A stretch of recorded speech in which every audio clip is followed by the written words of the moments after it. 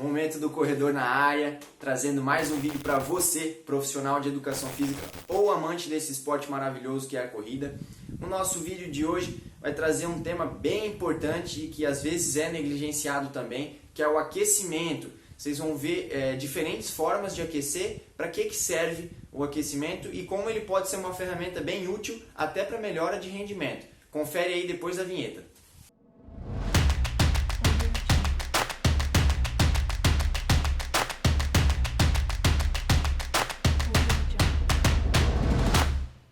Vamos lá, gente. Basicamente, a gente pode começar dividindo o nosso aquecimento em duas fases, a fase geral e a fase específica. Falando da fase geral, ela é aquela fase mais conhecida por todo mundo. Um bom exemplo é aquele trotinho maroto, em baixa intensidade, só para tirar o corpo do repouso, dar aquela mexidinha de leve, uma esticadinha ali com um alongamento bem levezinho, enfim. Esse tipo de aquecimento não é que ele não seja importante, ele é de extrema importância, mas ele é, como o próprio nome diz, geral, né? É mais simples.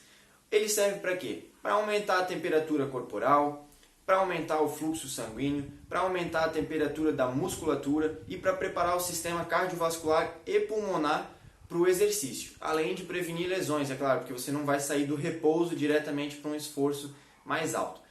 Já agora falando do aquecimento específico, ele serve primeiramente para complementar o aquecimento geral. Então todos os benefícios que eu falei sobre o aquecimento geral serão realçados com o aquecimento específico. Porém, ele, como o próprio nome já diz também, ele vai ser mais específico para a nossa modalidade. No caso, por exemplo, de um atleta que vai treinar na musculação, um treino de peito, o aquecimento geral para ele seria ali essa corridinha marota e tal na esteira.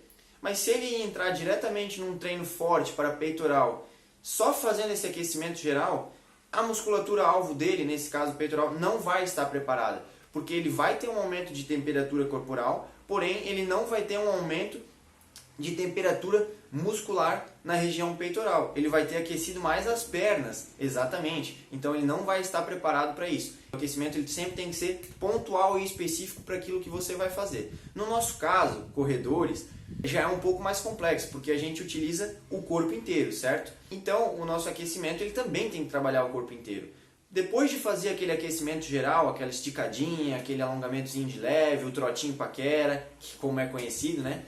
A gente entra com a fase mais específica, que entra o quê? Mobilidade articular, alongamento dinâmico, os educativos, vários deles, inclusive se você ainda não assistiu o último vídeo, lá tem 10 exemplos para você sobre educativo, beleza? Então fazer os educativos e fazer as acelerações, os tirinhos em uma intensidade mais alta do que aquele trotinho paquera, obviamente que não tão forte quanto a prova, mas tem sim que estar preparado para o que venha a seguir. Não adianta você fazer só o aquecimento geral e depois querer fazer uma prova rápida. Você vai estar sonolento ainda, porque você não vai ter preparado o seu corpo para aquilo que vem pela frente. Ainda existem alguns outros benefícios, como a ativação neural. Você vai ter uma maior ativação de motoneurônios para exercer o movimento. O que é isso, cara? Seguinte, quando você for fazer uma prova intensa, experimente só fazer o aquecimento geral. Na verdade, não faça. Mas se você só fizer o aquecimento geral, você vai perceber que no início da prova você vai se sentir ainda travado, né? Meio lento. Poxa, eu demoro para desenvolver. Por que isso? Exatamente porque você não estimulou na hora do aquecimento.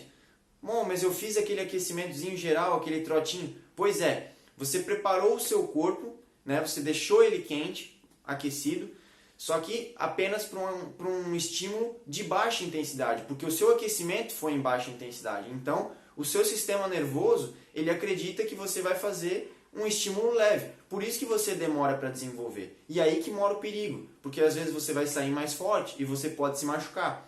Ou então você vai fazer uma prova curta, uns 5 km, por exemplo, e você não pode se dar o luxo de levar 2 km para desenvolver durante a prova. Você já tem que começar pronto, você já tem que começar rápido, acordado, ativo, pré-ativado, digamos assim.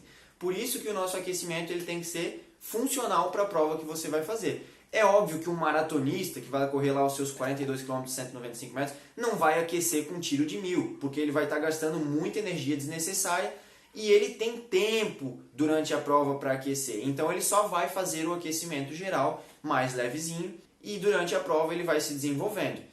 Já uma pessoa que corre, por exemplo, uns 5 km, como foi o exemplo que eu citei anteriormente, ela já tem que começar quente, porque o 5, ele varia aí, cada pessoa leva um tempo, mas vamos supor que o cara leve 20 minutos para correr, o cara ou a moça, enfim, a pessoa leve 20 minutos para correr a prova.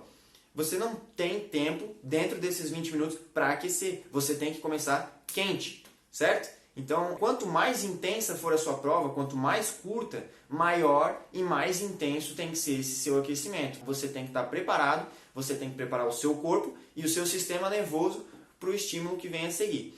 Eu sou um atleta de 800 metros. Já pensaram então se eu fazer só um aquecimento geral e eu entrar meio frio na prova, meio sonolento? A prova vai passar durante 2 minutos e eu nem vou ter conseguido desenvolver a minha melhor corrida, porque eu não estava preparado o suficiente.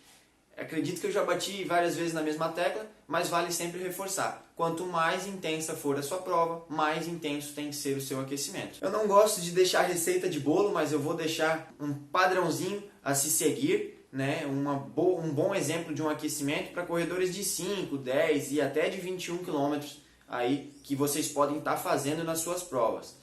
Você vai começar com um aquecimento geral, então uma alongadinha de leve, uma esticadinha para cá, para lá, pra cá, aquela mexidinha básica para sair do repouso. Logo na sequência você vai fazer aquele trotinho paquera. Os 10 minutinhos, 12 minutinhos, não tem necessidade de ser mais do que isso, porque senão você vai estar gerando só fadiga, cansaço, né? E já vai ter passado do ponto de aquecimento. Então entre 8 e 12 minutinhos é um tempo legal, bem considerável, ideal, digamos assim. Feito essa parte geral, você já entra com uma parte de alongamento dinâmico, que você vai promover uma maior amplitude de movimento. Nós já falamos nos vídeos anteriores sobre o alongamento dinâmico também. Foi o primeiro vídeo do nosso canal. Se você não viu, passa lá atrás e confere. Então você vai promover todos os benefícios aí do alongamento dinâmico. Feito isso, entra na parte de coordenação, os educativos, que vão te aumentar a tua temperatura corporal, vão prevenir lesões e já vão estar gerando a mecânica correta que você vai utilizar durante toda a sua corrida. Feito isso, você vai usar alguns estímulos. Como que é isso? Por exemplo, você vai correr uma prova de 5 km, então você faz lá, por exemplo, tá? Não precisa ser essa distância, você faz 2 tirinhos de 300 metros com 2 a 3 minutos de caminhada durante o intervalo. Feito isso, você está a ponto de bala, como eu costumo dizer. Está quente, corpo aquecido, mente preparada, o corpo e a mente sabendo o que vem pela frente, o que você vai enfrentar. Sendo assim, quando a prova largar, você já vai largar quente, você vai conseguir fazer a sua melhor performance, você vai conseguir performar da maneira que você treinou, porque você está previamente preparado para enfrentar o desafio. Outro ponto importante de se ressaltar é o tempo que você vai levar para executar a prova depois do seu aquecimento. É óbvio que não adianta você aquecer muito em cima da hora, porque senão você vai largar cansado, e também não adianta você aquecer muito antes da hora, porque senão a prova vai começar e você já vai ter entrado em desaquecimento. Então existe um tempo considerado ótimo, um tempo ideal aí. Seria legal, sem colocar receita, né? Claro que cada pessoa reage de uma forma, mas seria legal que você terminasse o seu aquecimento aproximadamente 8, 10 minutos antes da prova. Aí você entra ali no seu funil de largada, ali no pórtico, né? Já fica preparado para a sua largada, o corpo vai estar quente, é só continuar dando uma mexidinha para cá e para lá que você está pronto. Quanto mais quente, menos aquecimento você precisa. Se você aquecer demais no calor, você corre o risco de entrar em um processo de queda de performance, já, porque você vai estar gastando energia demais com o aquecimento. Já quando está mais frio, é necessário que você aqueça mais para não ocasionar nenhuma lesão muscular. O vídeo de hoje é sobre isso. Eu espero que tenha contribuído de alguma forma. Aqueçam sempre de forma geral e específica, nada de ficar só naquele trotinho paquera, vocês têm que entrar prontos já para o desafio, independente de qual seja a distância que você vai fazer, você tem que entrar muito bem aquecido, com a cabeça preparada para o que vem pela frente, certo? Espero que tenham gostado, até a próxima, valeu!